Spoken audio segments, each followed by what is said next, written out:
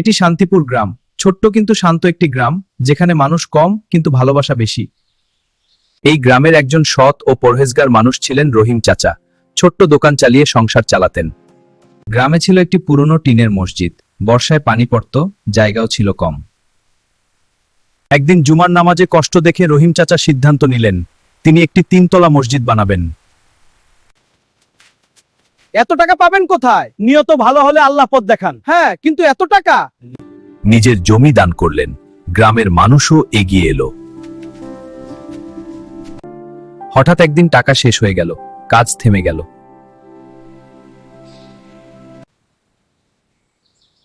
সেই রাতে তিনি আল্লাহর কাছে দোয়া করলেন, আজকের এই দিনটি আমাদের। রহিম চাচা নেই, কিন্তু তার স্বভাবের ধারা আজও চলছে।